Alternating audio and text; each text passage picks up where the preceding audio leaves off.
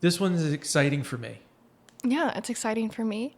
Meeting a new person, It's right. indulging, learning, reflecting. This is Brian Kalinowski. Yes. He joined us in 2004, and he was with us. I don't remember a time he wasn't with us. Yeah. He's been with us every year since. There's been some times where he's been on the road and he hasn't been Because with. he's famous. He's legend. He, you know what? To us, he is. Yeah. And to us, he is, and he always has a special place here at the Music Band. His vest and apron is. His vest is there, and his apron is there. His black apron and his vest are waiting for him to be back. So we enjoyed our time with Brian today. I know that you will, and so sit back and relax and enjoy Brian Kalinowski. All right, definitely. Cue the music.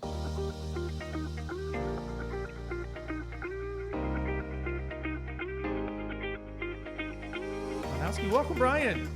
Yay! Thank you. This is very exciting for me because, and I'm going to speak like Brian's not even with us right now. I'm going to speak to Liz. Brian is one of my best friends, and I actually refer to Brian so much because he came to us in our second year, and a lot of what we have become, and I've become, is based on the foundation that he and I built together, 20 years ago. I mean, Yeah. It's really like That's crazy. two generations meeting each other, yeah, right now. yeah. So like a lot of the, a lot of the things that we do, the way we train, the way I try to nurture our performers. He was the guinea pig. I mean, Yeah. he was the one who gave me that feedback. Oh, maybe we should think about doing this more. So, Brian, welcome. Well, that's the cool thing about the music. Thank you. Yeah. I was going to say that's the cool thing about the Music Man. It's always evolving, just to get better and better each year. To kind of like you take, what you've learned from the previous year and apply it to the year, and you're always changing it and making it better, which is great because that's important for businesses. Well, and for that's my hope. And Brian has heard this more than once. Every year I come into summer going, "This is my best cast ever." Mm-hmm. Yeah, and And it's only been true once. it's right. No. That's right. It's only Oh, been yeah, true yeah. once. That's right. I Very don't know good. what year, but there was at some point, and she's got to be the best, right? That's right. That's right. So, Brian, I know so many people that are listening right now know and love you. And I just want to quickly go back and you give a little bio of yourself on, where you're from, your Yeah. family, the school you went to. And then I'll ask the My last life question. story. Your life story in the nutshell. All right, so I grew up in Wilmington, Delaware, and I went to St. Elizabeth grade school and high school. And going through all that time, I was not really into sports. I was trying to figure out where I kind of fit and what I was good at. And theater came along, and I was like, this is it. This is what I want to do. So I started doing not regional, community theater, Yeah. because my school didn't have a whole lot of theater. And then I was like, well, what am I going to go to college for? And it was theater. I said, all right, well, why don't I do that? So I went to DeSales University. At the time, it was called Allentown College. And that is where I became very best friends with Natalie Dickinson, who Yes. one day came along and said, I just sent a tape into this place, this singing ice cream shop on the Jersey Shore, and they're looking for guys. Do you want to come with me to the callback? Oh, And my I said, goodness. sure. And then Natalie and I drove from Allentown, Pennsylvania to Lavallette, New Jersey. And we auditioned together with Aggie and Josephine. They showed us around the shop and the house, and they did little interviews and auditions. And the rest is The history. rest is No, history. so we got hired in 2004 at the Music Man, and I returned to the Music Man every summer after that. 2004, 2005, 2006, 2007. I did full summers then. And then after that, I think I came in like halfway through the summer, replacing people, or just toward the end of the summers sometimes. And I did that probably until 2009. when I got Edna Turnblad and Hairspray for Royal Caribbean's Oasis of the Seas. Yeah. And then I went away for kind of pretty much 2 years to do that. Um, and then I came back, and after a couple years, I came back to the Music Man, and we did some stuff at Medley's down in Seaside. Right. We did a summer on LBI, Yeah. and yeah. And then I've done a bunch of other regional theater, and right now I'm currently on the national tour, soon to be international I tour know. of Chicago the Musical. That's so Amazing. exciting. Oh my gosh. Let's not wait. Tell everyone where you're going internationally. So, coming up in a month, we are leaving to go to Korea, to South Korea for 15 weeks. We're going to do 11 weeks in Seoul, and then 2 weeks in Busan, and 2 weeks in Daegu. And then we fly back to the United States and do 2 weeks in North Carolina, which is just equally as exciting as Korea. Yes.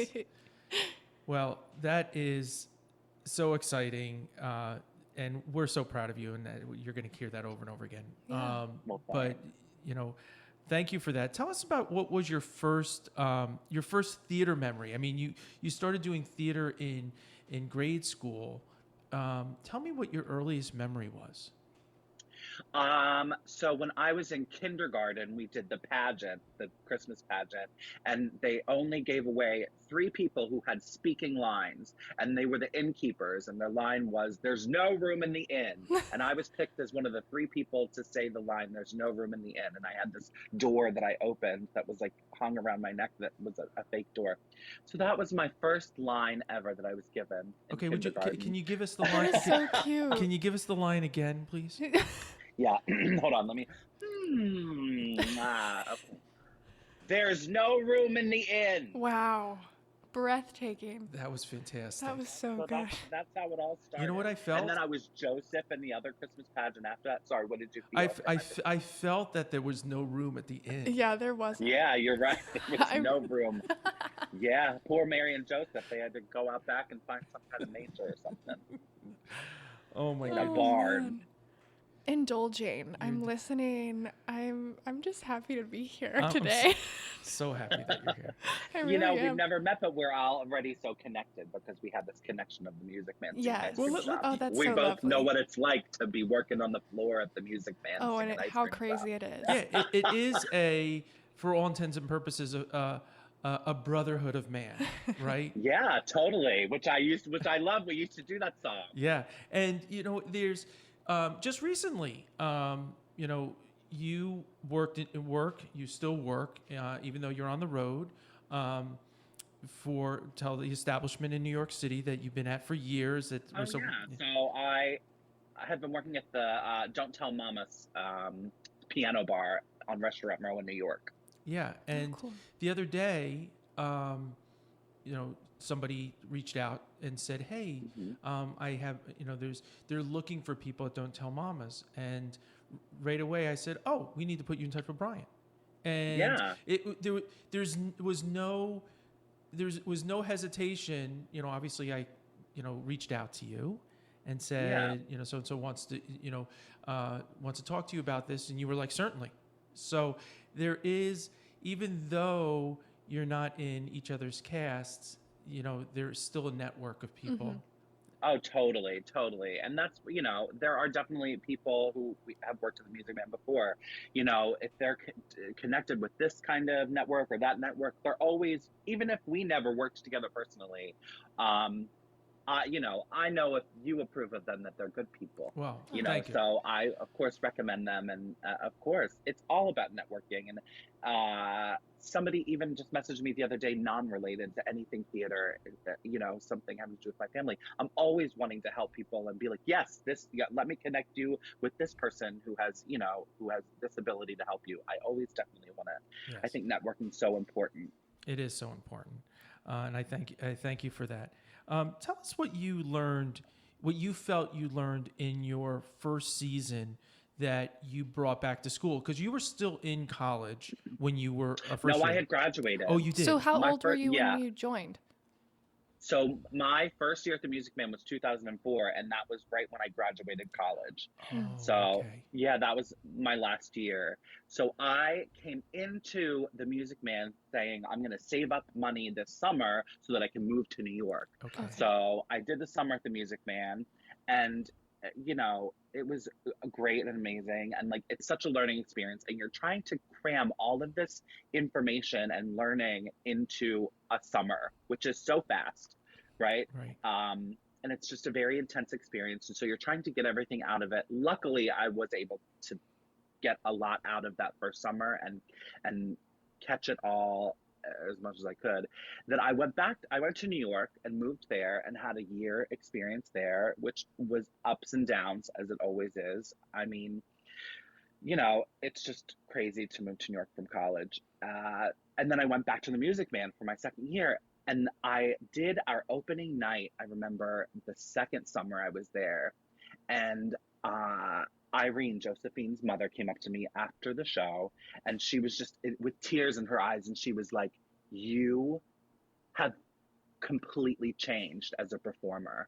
You now, like, I just was able to reflect on everything that we did in that intense summer for that first year that I was in New York, and like apply it all, Right. right? Right. So I applied everything that I learned, and I learned it through watching the first year toward the end of the summer, that first year, watching you and Fran Prisco and Doug Chattel and Lori King, who all came back toward the end of the summer to kind of fill in for people who were going back to Right. college. They filled in, and I was like, this is what it looks like. This is comedy, and this is timing, and this is what Right. the shop is like, and this is what cabaret is like, and this is how off the cuff you can be. And I just learned watching in those last like 3 weeks of the summer. I learned so much. So I was able to come back and apply all of that in the second summer and kind of let loose and let my flag fly and be like, oh, okay. And I just learned so much. So yes, I was a different performer from year one to year two for Yeah. sure, And and then even year three and four and on. well, I mean, and that's to tell people, you're going to learn so much in the summer. You don't know what you don't know, and you get Yeah. you get through Mhm. that first summer, and you have the whole year, like Brian said, to reflect on the opportunity, and then Yeah. bring it all back. And we've tried to bring back people in the beginning of the season, to kind of train. We've done that many times, and it still kind of doesn't work because there's no frame of reference. The performer themselves has to be in those shoes and has to feel what the audience is feeling. And if they have no frame of reference, you guys make it look so easy. And Right. yeah, And then you're trying to like copy what they did, which I Yeah. mean, I sometimes did with Fran and Doug, but I think also maybe it was an age thing. Maybe it was like, I got out of college and I did a summer there and then I went to New York and I learned about myself right, too. And I kind of like becoming more and more this person comfortable with myself and comfortable being in front of an audience without a script yeah, and trusting that I could be funny off the cuff and that I wouldn't mess up. And if I did mess up and I did say something stupid or that didn't land or that wasn't funny, that was okay and I could move on right. and find something else somewhere else to go with whatever we were doing. And that was like a huge lesson about improv and cabaret and having such an intimate audience that like it's okay if it's not funny, because I used to say this at the Music Man.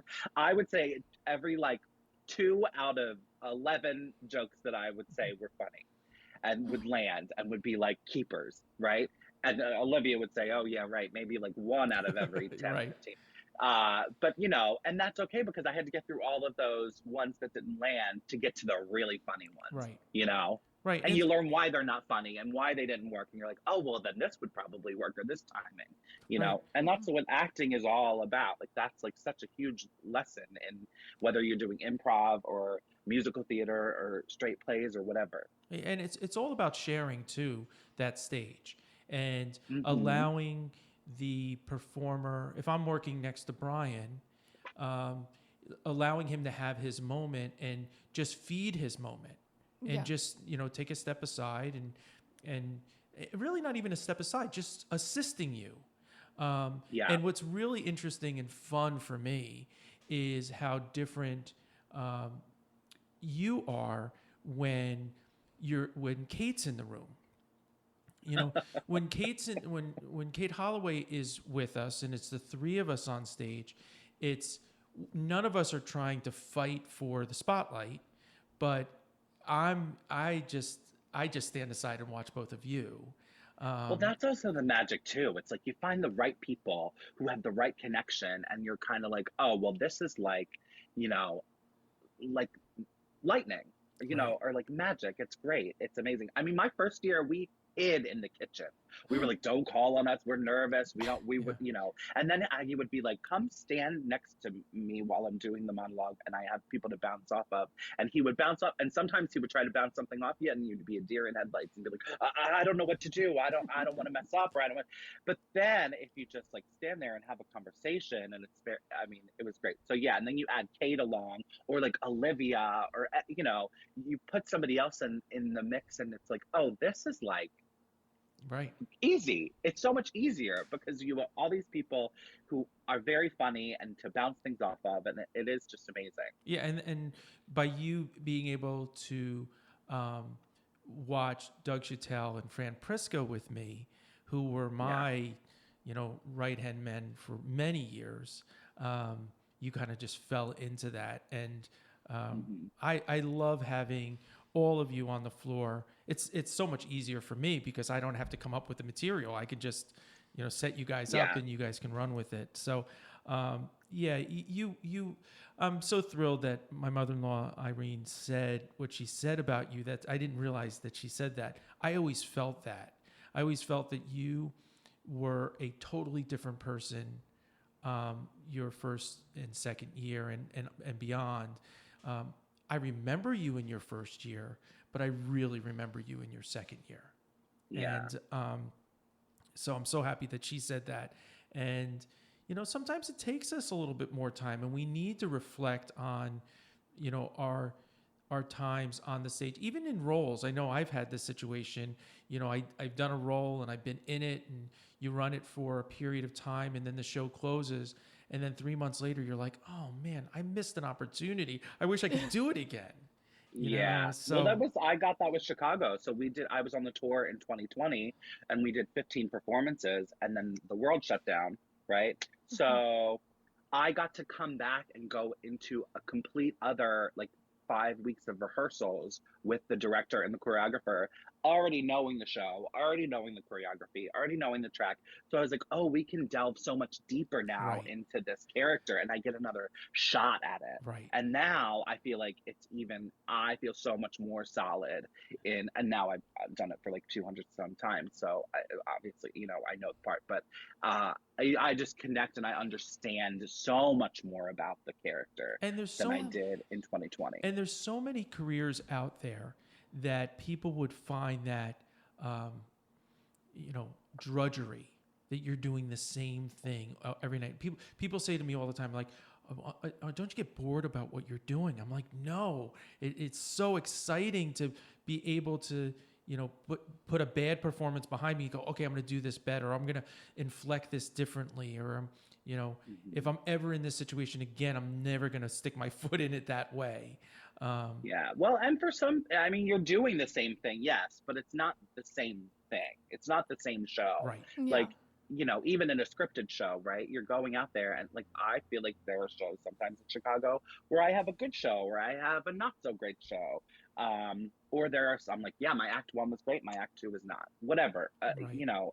But the same with the Music Man. It's like, and that's the magic too about the Music Man because you did like 5 or 6 shows a night, right? So you're going out there and you have another shot in an hour Right. to do that, or like an announcement. You come up with this great announcement and you're like, this is going to be funny and I'm going to take this Sunday out there and this is going to be the joke.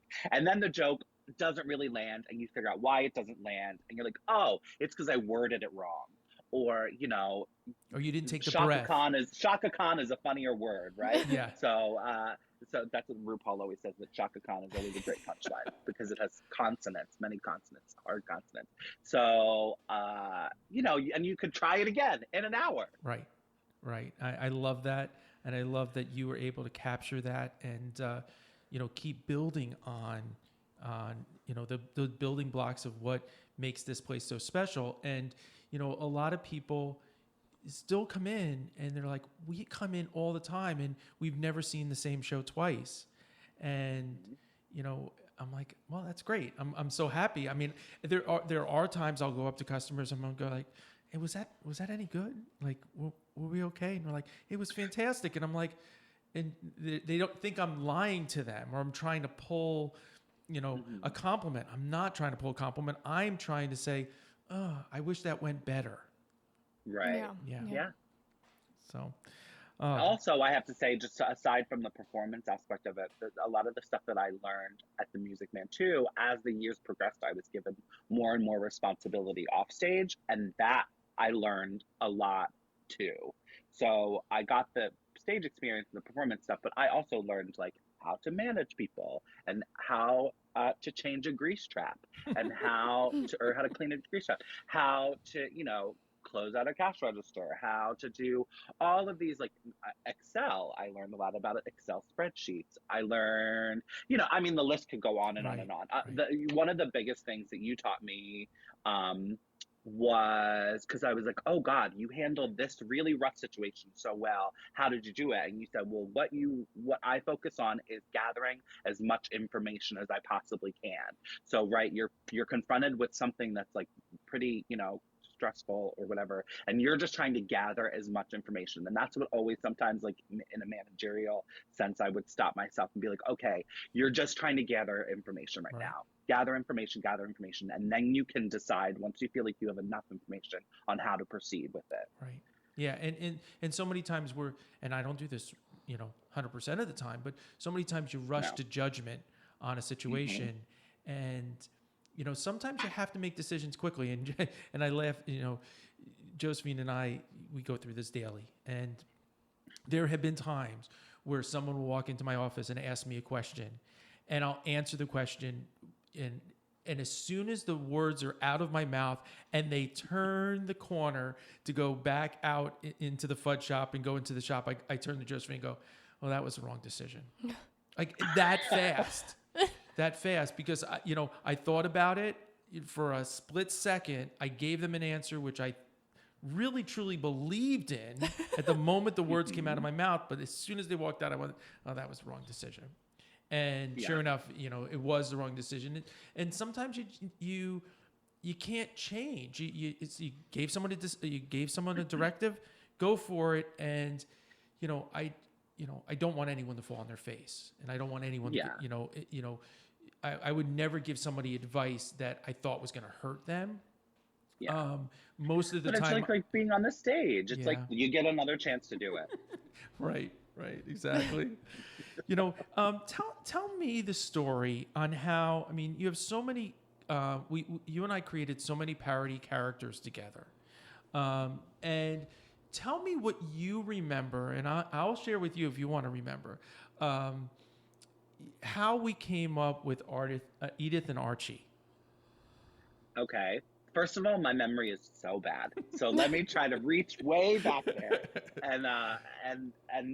So I don't remember who said, let's do this, but I remember your mother being there, and I remember watching the thing on YouTube or whatever of Edith and Archie and being like, oh, we should do that. That's funny. And I remember rehearsing it. You printed out the lyrics and you recorded you had the recording of the music, and then you were like, let's go into the shop and do this. And we stood there in the shop and we're like, yeah. And then, and you were like, and my mother has a house coat that you could wear, or, one of this thing. And we were laughing. We thought it was so funny. And I just remember standing in the front of the shop laughing.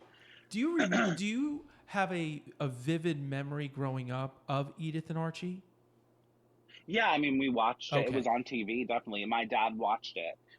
So it was on, and I was interested in it. Didn't know why I was interested. And now I'm older, and I watch it all the time on YouTube, and I'm like, this is brilliant. Yeah, it This is. is comedy. This is so. I mean, it's topical even Right. now. It's so well written and so well done. And yeah, so I remember back then. My dad thought that our Archie Bunker was so funny. Yeah. He also loved Al Bundy, right? You know, Yeah. that kind of like character. He just got such a kick out of it. So yeah, it was on a lot Yeah. when So I was a kid. my memory of that was we were struggling at that time to create characters. It was very different our schedule back then because we had children's story time that we had to do. We did an improv story time each week of Cinderella or Beauty and the Beast or any of the classics, and we would just kind of take music that we already knew and kind of force fit it into Cinderella, or force fit it into Snow White and the Seven Dwarfs. Yeah.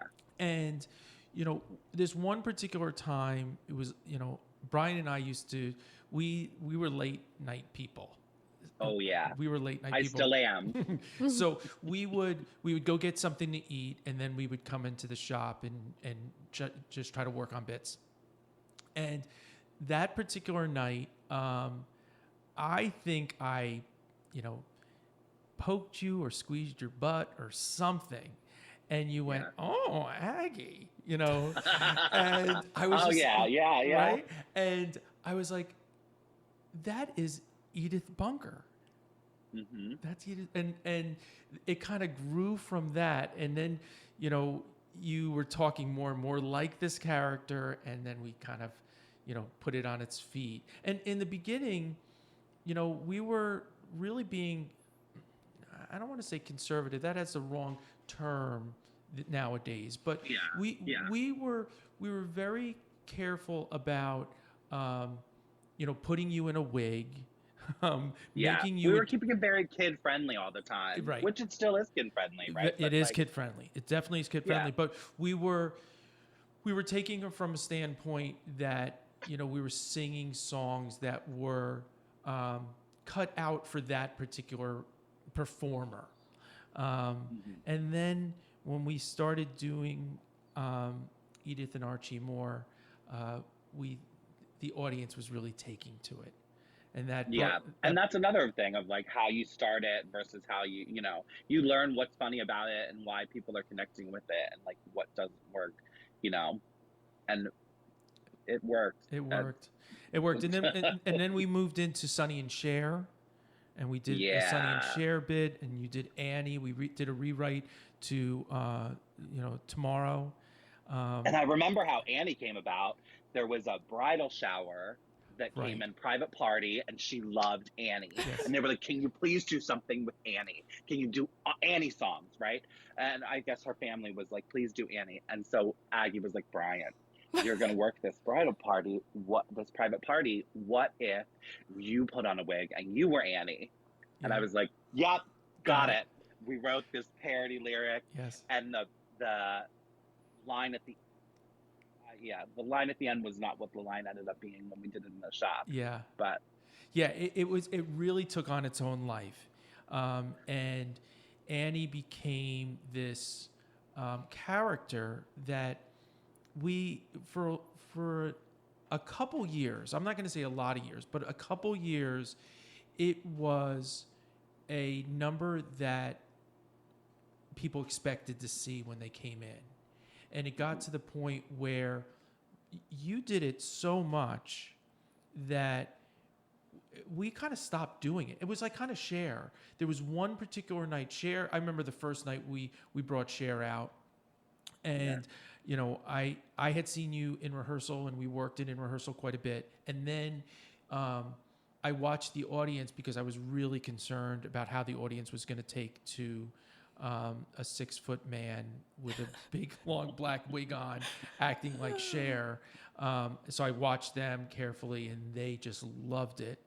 And yeah, we did it so much. And then I just remember one particular night, years later, we introduced Cher, and she came out, and we both, after the number, we both were in the kitchen, and we went like, I think it's done. Like Yeah. it was just it wasn't funny anymore. It was just, it was a parody, and there was no humor there anymore. Yeah. So it was It done. just got like silly and like not. Yeah, I don't know what changed Yeah, I don't about know. it, but it changed and It it changed. it ran its course and Yeah, it. yeah, that It stopped happens. being as funny because at first it was really It was funny. funny. Now I remember the night vividly when you got Edna and Hairspray for Royal Caribbean. You had gotten it. You weren't with us at that point when you were auditioning for Right. that, and Brian you actually called, and during the night, and I was able to get the microphone on stage, and he was able to tell that particular audience that he got it, and Yeah. it was more of a joy for us. There are moments where we are a little indulgent, and we we wanted to enjoy Brian's moment. But you had said something, and I'm putting you on the spot. You may not remember this, but tell us about your audition process for Edna.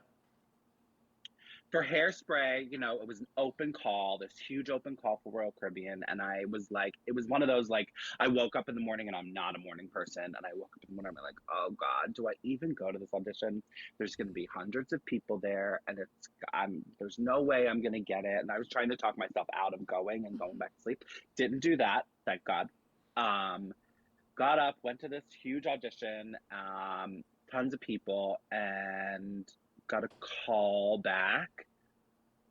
And I had gone in for the tour, I guess, for Edna before this, and never. I was young. I was like 28 or 29, and so they called me back, and I went in for this, and it was at New World Stages, and they were videoing everything and all this, and it we were in the theater that the Gazillion Bubble Show was at the Yeah. time, and so the floor was slippery, like walking up to the stage. They had us do the callback on the stage, and then we did another callback somewhere. And I remember like one of the Tracys from Broadway or an understudy on Broadway. She was like reading with me. It was so exciting, and I was also so young to be going in for Edna. And then I don't really remember, but I was like, I guess I heard nothing for a while, and I had done the final callback and waited and waited and waited, and then they called me, and it was a Friday, and I was going into work at a bar. I was working at a bar down in Midtown or downtown, and I was like, well, it's Friday, it's 6 o'clock. I guess they're not calling me. Somebody else probably got it. I know, I didn't get it, and I went in, and I started my shift, and I was waiting, tables or whatever, and my phone rang, and I left, and they called me, and I was like. I don't think I took the call right away. They left me a message saying that they were offering me the part. And then I called them back, and they while I was at work, I was standing outside, and they read me my contract over the phone. And you know, it was so great. I had to ask the guy to hold on for a second so that I could compose myself and stop crying, because Yeah. this was a dream role for me, right? Right. Like I was and to be playing it that young, and I was just so happy. Yeah. It was very exciting. I don't know if that's the part that you were trying to No, get to, no, but I that was did. my experience. No, no, your experience in because we were part of your audition process because we were friends, and Yeah. you had done it you were auditioning so long, and Hmm. we were part of that, meaning that we were pulling for you, and Yeah. you kept at it, and it didn't come easy, and it was a role that you were meant to play. You're meant to play it again. You're not done playing that role. Hopefully, you get to do it I hope so. again. Um, Yeah. and it just was so exciting for us to be part of that experience with you. And Yeah. we were so thrilled that you got that. Um, so great. Yeah. I was like waiting and waiting and waiting with like clenched fists. I was like, I have to get this. Yes. I need it. It was, it's hard. That whole aspect of being an actor is so hard. It is. And you try to make it not hard, or you try to say that it's not hard, but it's hard. It's hard to like get so attached to wanting to play a part, and then like you go to all these callbacks, and you're like, well, now I just wait. And if I don't hear anything, or if I happen to see that they've gone into rehearsals and didn't call me, then I guess I didn't get it. Yeah. It's not easy. It's And not yeah, easy. everybody deals with it in different ways. Right, But and the way we love that you deal with it is that you keep coming back to us and perform yeah. with us and fill in those gaps along the way. Hmm. Um, is there something that I mean, you spoke about so many things that you pulled from this experience, but you have a young cast of people that are coming in, literally following your footsteps. Um, we look at your picture every day on the wall, and you are still part of us. And what would you like to say to the people that are joining the cast now and moving into this experience this summer? Um, I would say, try to get as much as you can out of it. Also, listen, it's not for everybody. It's not everybody's going to have the same experience as I had, or the same experience that Olivia had, or everybody's experience is different. But try to take from it what you can get out of it, and like just try to grab hold of as much information and also have fun. Right. I think the reason I was so successful in doing stuff at the Music Man, and becoming a quote unquote legend and all that kind of thing is because I had so much fun. I loved the people that I was working with. Sometimes I didn't love them at the moment, but Right. we had such a great relationship, and we were playful and we had fun, and it's hard work. And if you can turn working really hard into also having a lot of fun at the same time, that's what is going to make you successful at learning all of these things, and at getting the most out of the experience. And if you're having a rough day or a rough week or a rough time or whatever, talk about it and let people know. But like, just you still have to make sure you're having fun. Right. In Obviously have fun outside of work, but like when you're in the shop, make the most of it, and try to keep putting stuff out there and creating characters, and being creative and trying new music and new songs and new, when during the day, get together and go into the shop and rehearse new songs. Get a partner and try to get a new duet going or something. Always try to be, creating new stuff, because some Fantastic. of the things Yeah. will stick. They will. They will. You're on this tour. You've done over 200 performances so far.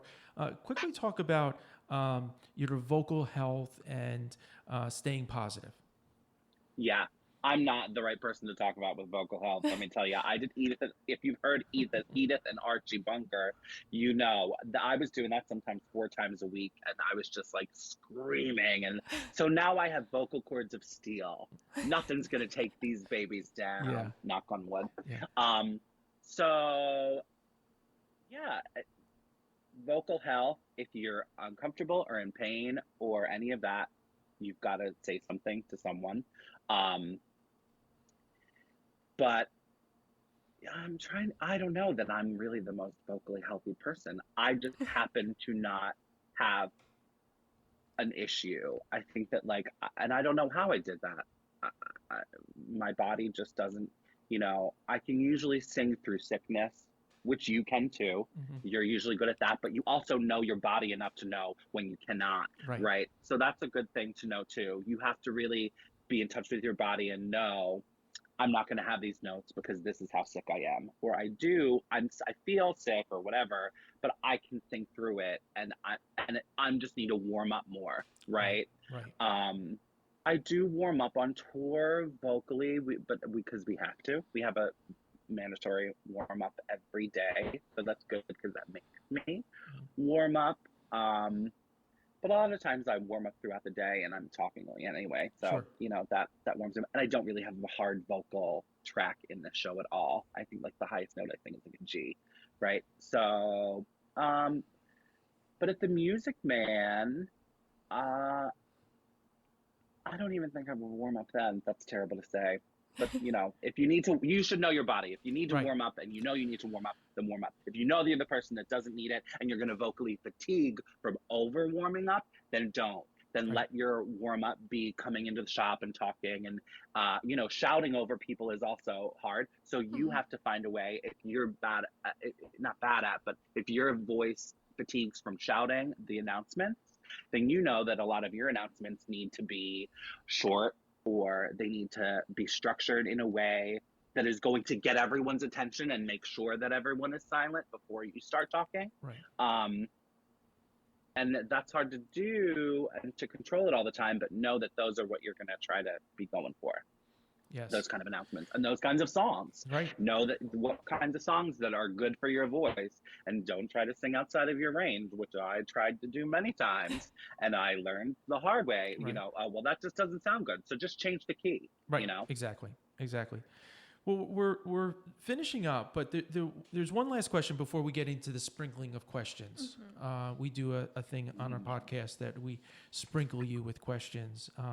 But is there one particular memory that you have of your time here that you reflect on quite a bit? One part of it that I mean, it's really the group of people that I was with in like 2007. We're all still so tight. Me and Calvin and Kate and Olivia and Rachel and Allie and Aaron, we all have this connection still that's just like so, and Carolyn, sorry.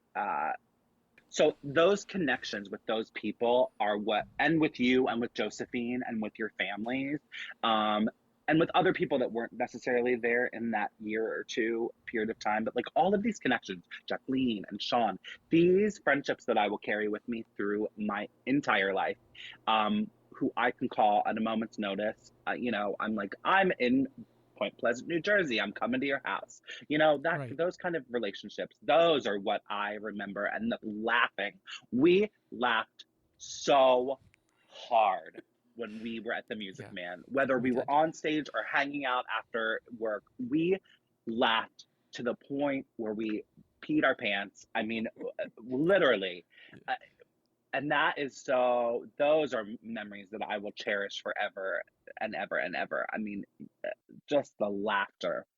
And that's what the Music Man is all about, right? It's about bringing people in and laughing together. And somebody asked me quite some time ago, because I always refer to 2006 and it's 2007 as well.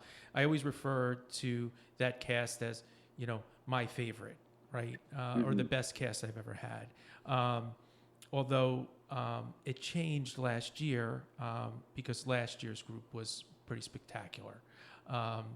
But, not even playing favorites anymore. I mean, every year is really special to Josephine and I. But some people have always asked me, like, what makes a cast wonderful?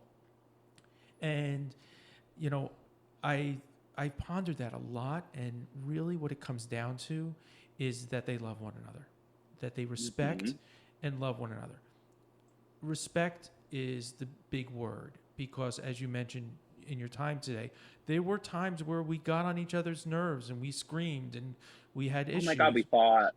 We fought, but at the end, we always came back to one another and respected one another for who they were. And we went, no, we have too much history here that we just can't walk away. And, and that's what makes it so special. All right. With that said, can we just sprinkle you with some questions right now? Go ahead and sprinkle away. The hard-hitting questions. That's right, Liz. Liz, you're gonna take this on today. Okay. All right. Liz has some questions that she really needs to know. All right, I'm ready. All right. The first question: what sound or noise do you love? Are these like the inside the actor studio They questions? could be. There's some of them are my there. God. Some of them All are right, there. well, and I know my favorite one's not going to be there. 'Cause it's not right. Anyway, we can bleep sound you. or noise. We can bleep you if you want me to ask your question. I will ask it. Please do. Please ask it. Okay, so the sound or noise I love, laughter. People laughing until like uncontrollably. Flat or sparkling? Flat or sparkling? Water, flat. Okay. Nice. He's perfect. I already love you more. If you could only eat one food for the rest of your life, what would it be? Oh, pizza. Oh, that's a good Yeah. one. I like that one because then you can change it. Yeah, okay. Mm-hmm.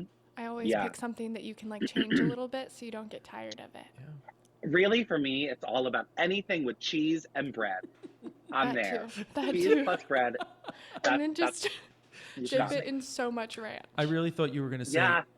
I thought you were going to say Wendy's Taco Bell, because that's really just, Wendy's, Wawa, Taco Bell. After the Music Man, we would get done work and we would all be starving and our eyes were bigger than our stomachs. And we would go, okay, where are we going to eat? And we would literally stop at Wendy's, Taco Bell, and Wawa and then drive back to the Music Man. Because some people wanted Wendy's or some people wanted a taco, but they also wanted a junior bacon cheeseburger. Yeah. And a nice Dr. Pepper to wash it all down. oh, right. Oh, God. Oh my goodness. What song always gets you on the dance floor? Oh, what song gets me on the dance floor? I don't know. Zoot Suit Riot. Wow. That just popped into my head. Excellent. I don't Let's know go why. with that. Yeah, That's retro right there. Wow. I know. I'm sure that there are others, but that for some reason that popped into my head. Come on, Eileen. I like Come on, Eileen. That's a good one. That's a good one, too. Yeah. All right, we're going to have to bleep you because I know it's coming. Brian Kalinowski, what's your favorite curse word?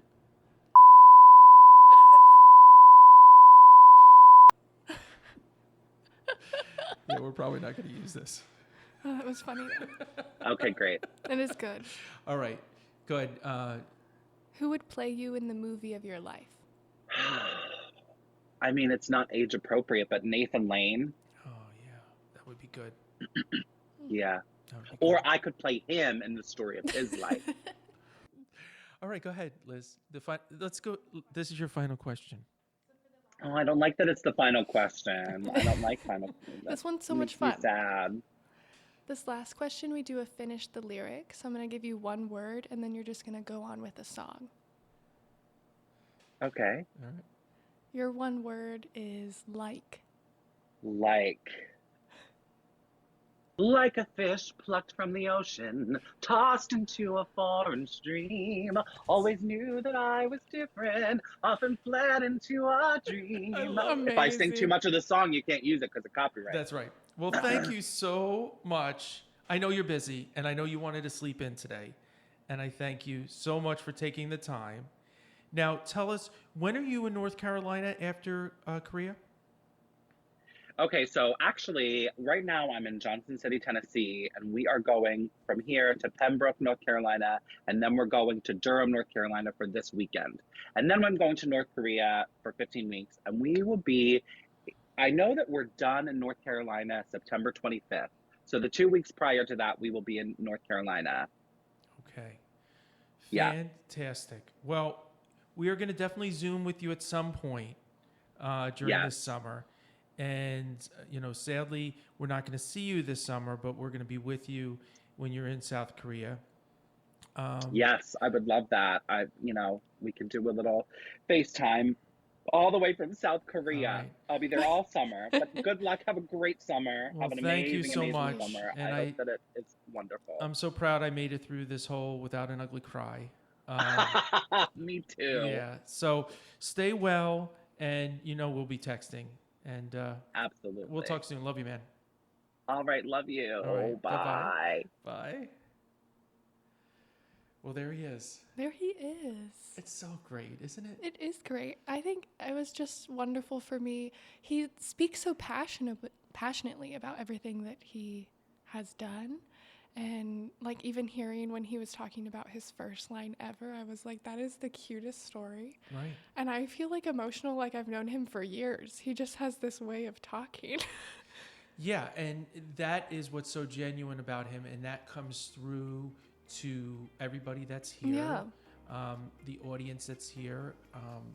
That's how come he has, he has a fan club here. I am part of the fan club now. Yeah, Thank you. He is. He makes me feel good. Yeah. I'm so happy when I get so excited when he comes and is going to be with me on the floor. And even when we're just together and Yeah. for the different events, the weddings, all the weddings we're going to, and the christenings we're going to, and all the things that bring us together, it's so exciting to catch up, and it's like no time passes when we speak. Yeah. Yeah. That's the best kind of friendships. Oh, so great. Well, that was amazing. That was Brian Kalinowski. Yeah. From Tennessee today. Yeah. Tomorrow, who knows where he's going to be. All right, well, that's what we have for today, and thanks so much for listening in, and I guess this is the time where I have to say goodbye. Yeah. All Bye. right. Bye, Liz. This podcast has been brought to you by The Music Man Singing Ice Cream Shop. Email us at bsa@themusicman.com. Ask us questions. We're excited. We are so excited. All right, bye-bye. Bye.